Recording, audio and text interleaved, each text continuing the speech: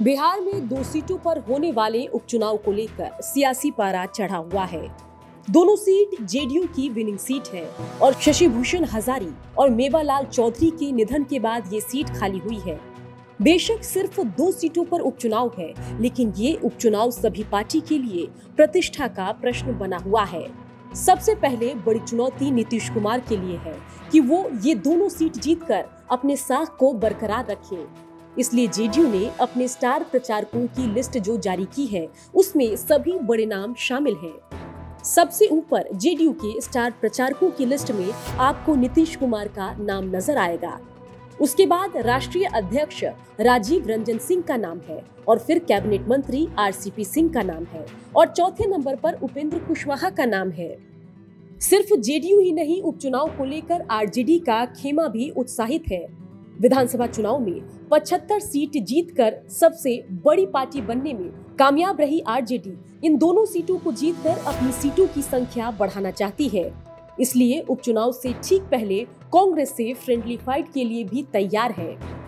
और अगर राष्ट्रीय जनता दल के स्टार प्रचारकों की लिस्ट पर नजर डालेंगे तो आपको सबसे ऊपर लालू प्रसाद यादव का नाम नजर आएगा और उसके बाद तेजस्वी यादव भी आपको स्टार प्रचारकों की सूची में दूसरे नंबर पर नजर आएंगे। इसके अलावा अब्दुल बारी सिद्दीकी, जयप्रकाश नारायण, उदय नारायण चौधरी और श्याम रजक के अलावा भोला यादव जैसे कई बड़े नेताओं का नाम इस लिस्ट में शामिल है।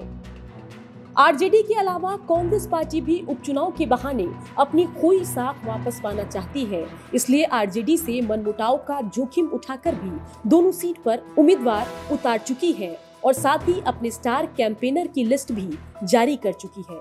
अगर आप इस लिस्ट पर नजर डालेंगे तो आपको सबसे पहले नाम नजर आएगा मीरा कुमार का।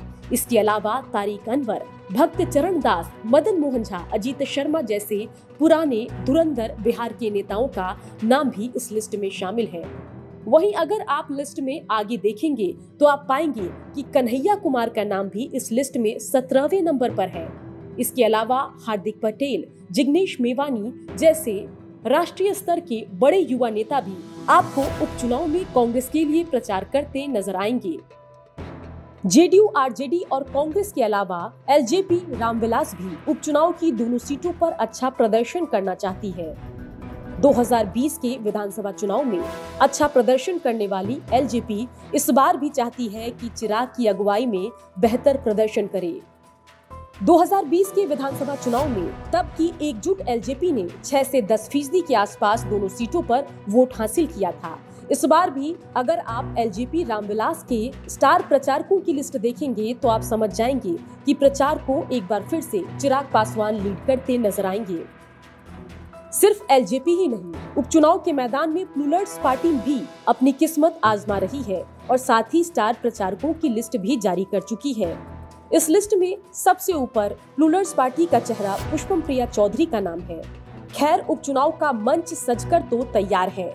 स्टार प्रचारकों की लिस्ट भी सभी पार्टियों ने लगभग जारी कर दिया है, लेकिन लोगों की नजर टिकी है लालू प्रसाद यादव के प्रचार पर और साथ ही लोग ये भी देखना चाहते हैं कि कांग्रेस के लिए जब कन्हैया कुमार प्रचार करने बिहार आएंगे तो क्या तेजस्वी यादव का नाम लेंगे, क्या आरजेडी पर निशाना साधेंगे।